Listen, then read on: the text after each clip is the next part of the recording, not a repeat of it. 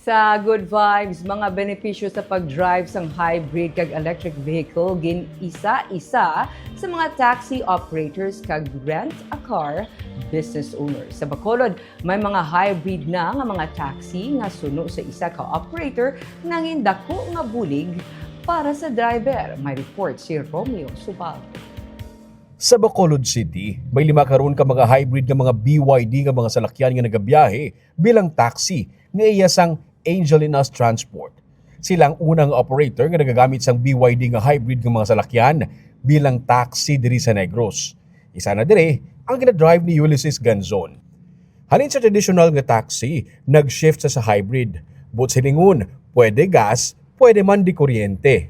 Ginsalig ini sa iya sang operator nga si Charles Kim kay maayong iya nga performance sa kumpanya.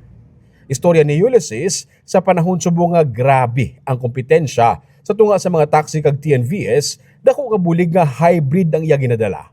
May mga inadlaw nga hindi na siya kinahanglan magtugong sang gas. 2 ka beses siya nga naga-charge sang iya nga unit sa kada adlaw. Mas relaxed ang iya nga pag-drive kag komportable pati iya pasahero. Bisan paano makadala ka ita. Lain sinyo na sa traditional yung dako ang income mo, limon dako ang imo nga gross. Pero sumada total pag inkarga mo sa fuel mo, even ka lang wala ka gid. Papabayad mo pa remittance mo. O remittance nga lang pag remittance kag gasolina mo, Ubos gid. ikrudo mo, halos may wala risto ka pa gani. Kung tagaan chance nga ikaw rin sir makapili sa imo unit, would you go for hybrid gyapon na? Oo Nga man. Una-una ya relax ka. Kadua sa consumption. Kagang katatlo, ang beauty niya, attractive siya sa mga pasahero.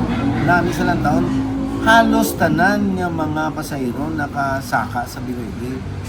Sa pagpapara pa lang, gambal na sila nga, lain niya nga klase si taxi, namin isa niya.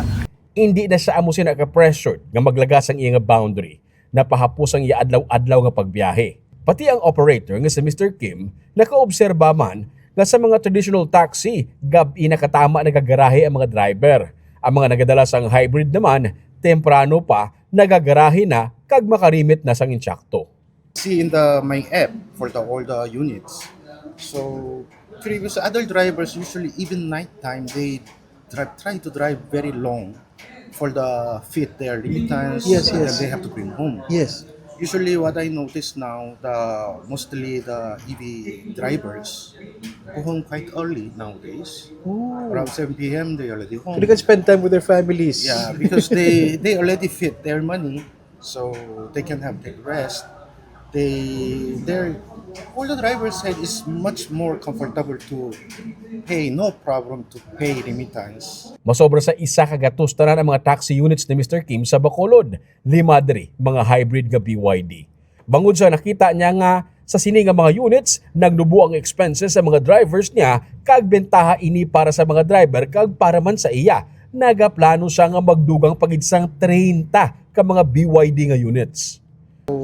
The important key is if driver wants to earn more, the expenses of driver must be small. And then, so based on there, the company also asking to driver little bit higher remittance to pay.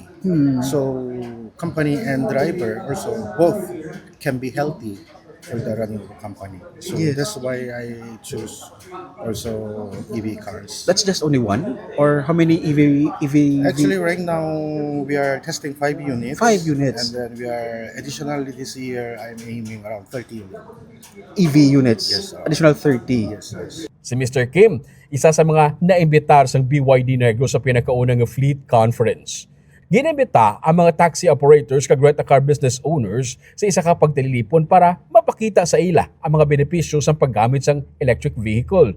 Sunod sa kay Luis Martinez, ang Corporate and Fleet Officer sang AC Mobility, nga among distributors ng BYD sa Pilipinas, magluwas nga makabulig pahagan-hagan sa pollution ang paggamit sang electric vehicle. Dako ini nga bulig sa mga drivers nga hindi matamaan sa gasto sa pagpatugong sang gasolina.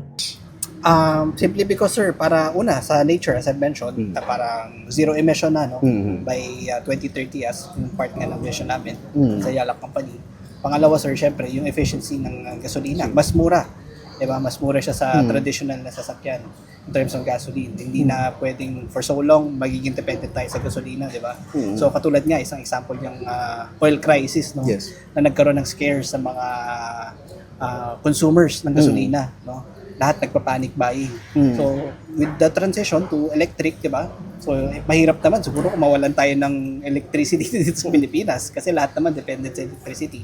So with that being said, so at least pag nag-transition sa EV yung mga transport sectors ngayon, diba, wala na silang wino-worry na oil crisis. Magluwas sa Negros, nalibot na Manila ang Iloilo, Cebu kag iban pagig mga area sa Luzon kag Mindanao.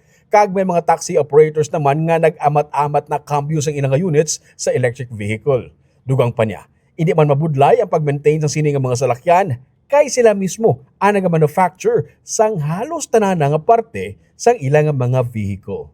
Romeo Subaldo para sa Digicast Negros.